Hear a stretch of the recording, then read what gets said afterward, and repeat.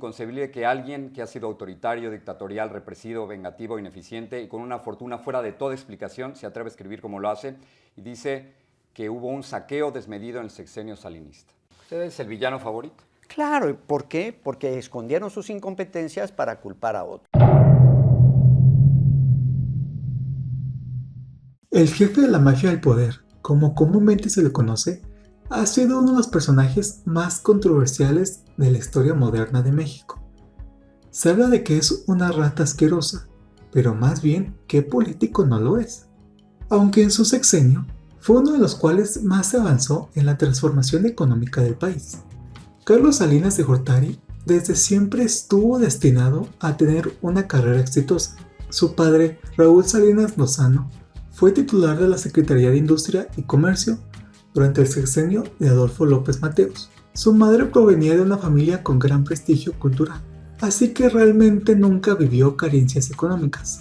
Todo lo contrario, desde pequeño estudió en los colegios más prestigiosos de la Ciudad de México. En 1969 se graduó como licenciado de la carrera de Economía por la UNAM. También destacó en el ámbito deportivo, ganando una medalla de plata en equitación durante los Juegos Panamericanos de 1971 celebrados en Cartagena, Colombia. En 1973 obtiene una maestría en Administración Pública por parte de la Universidad de Harvard. En 1976 obtiene otra en Economía Pública y en 1978 obtiene un doctorado en Economía Política y Gobierno. También fue profesor auxiliar de Estadística en la UNAM, profesor de Finanzas Públicas y Política Fiscal en el Centro de Estudios Monetarios Latinoamericanos y el Instituto Tecnológico Autónomo de México. Como era de esperarse y de manera casi obligatoria, se unió al PRI, donde desde muy joven aprendió cómo se manejaba el partido por dentro, siendo ayudante del diputado federal Gonzalo Martínez Corvalán. Ahí se empezaron a formar sus ideales políticos, que iban a la par con los del PRI, que eran el nacionalismo, el laicismo y el estatalismo, con tintes izquierdistas, no cayendo en socialistas, pero más apegado al lado conservador y centrista. También fue subdirector del Instituto de Estudios Económicos y Sociales. A su vez se encargó de formar a los nuevos burócratas que serían responsables de la administración pública. También en ese tiempo trabajaba en la Secretaría de Hacienda y Crédito Público. Antes de los 30 ya había desempeñado una excepcional carrera dentro de esta secretaría, obteniendo puestos cada vez más importantes.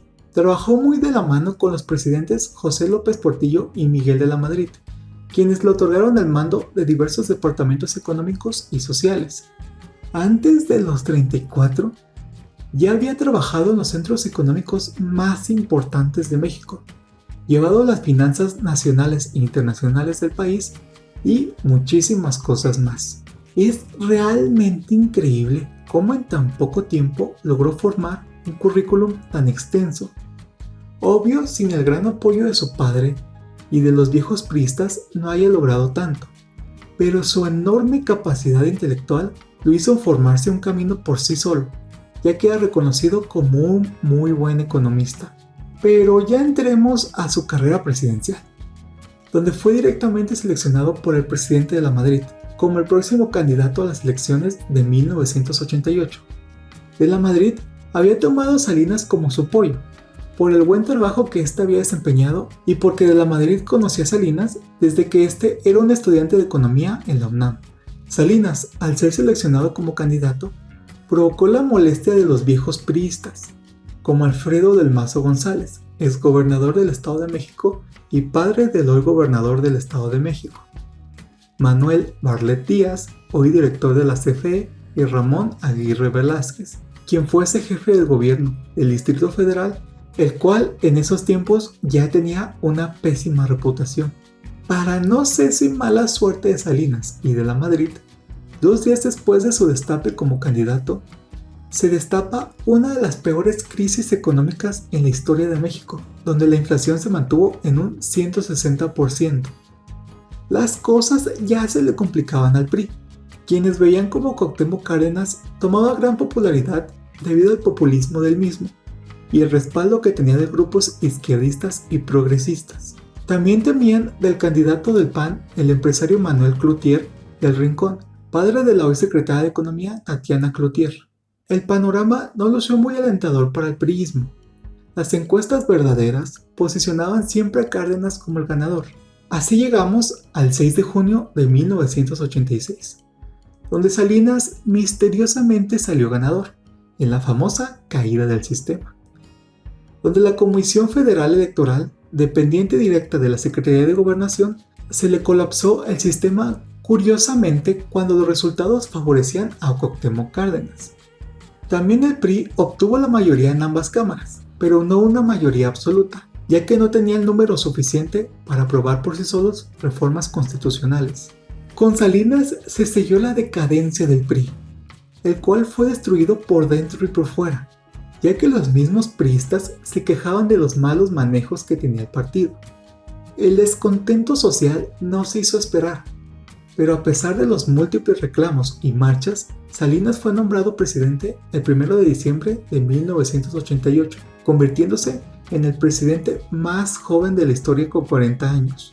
Salinas, desde su primer momento como presidente, se comprometió a mejorar los procesos electorales. Irónicamente, bajar la desorbitada inflación.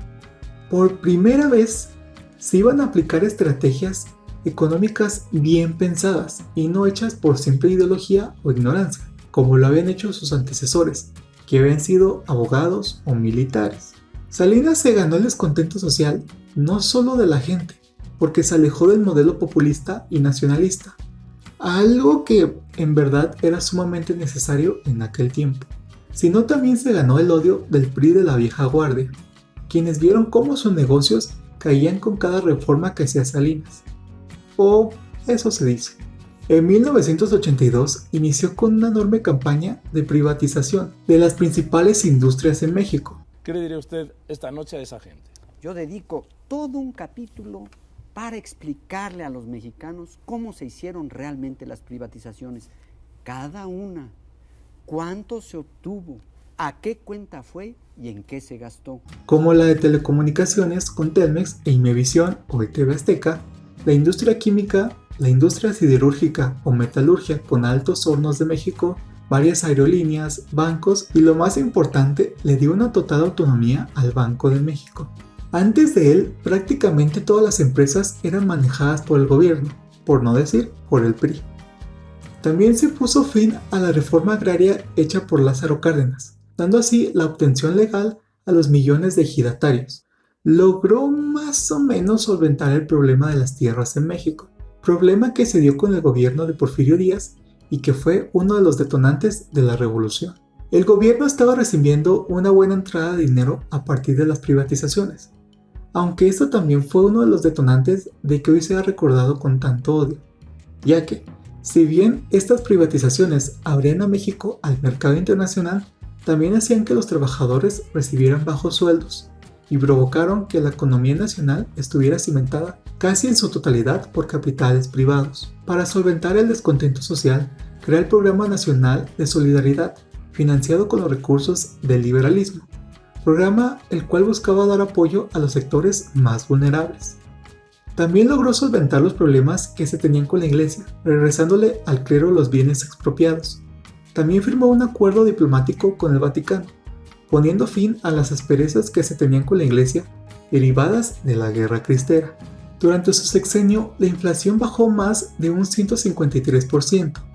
Se firmó el Tratado de Libre Comercio con Estados Unidos y Canadá. También se firmaron tratados con países de casi todo el mundo, dando a México un estatus económico sólido. Pero llegó aquel fatídico año de 1994, donde la violencia por el narco recrudecía. Se dio el levantamiento armado del Ejército Zapatista en Chiapas. Se asesina a uno de sus mejores amigos y candidato a la presidencia, Luis Donaldo Colosio, finalizando ese año con el asesinato de su excuñado, José Francisco Ruiz Massieu, secretario general del PRI. Tanta violencia hizo que las empresas privadas perdieran su confianza en México. También las reservas de dólares internacionales se agotaban rápidamente. Se cancelaron los tesobonos y el peso estaba más debilitado por la devaluación que la había hecho. Los pilares de la economía de Salinas se destruyeron en menos de un año, haciendo que México sufriera la fatídica crisis del 94, hecho por el cual Salinas pasó a la historia como uno de los peores villanos. Si bien Salinas, en mi opinión, tiene un odio exagerado, porque si lo analizamos bien, mucho de su legado sigue en la actualidad como el INE, anteriormente IFE, y la autonomía de diversos institutos en México. También colocó a México en el ojo internacional, algo que nunca se había hecho. Él fue un revolucionario, uno de los presidentes más inteligentes de la historia, pero un genio del mal también, porque su familia actualmente es multimillonaria y él posee lujosas propiedades en todo el mundo. Viejos dinosaurios políticos siguen presentes hoy en día, a lo mejor ya no físicamente, pero sí con sus hijos y empresas. Si hasta Salinas se opone a ellos, llamándoles de lo peor y opositores del cambio, imaginémonos la calidad de personas que son. México sigue sufriendo por las malas decisiones personales. Mientras estas familias sigan en el poder, no va a haber un cambio verdadero. Así que muchas gracias por ver este video, no olvides suscribirte, dejar tu valiosa opinión en los comentarios y un bonito like. Yo soy el Aralisco, bye.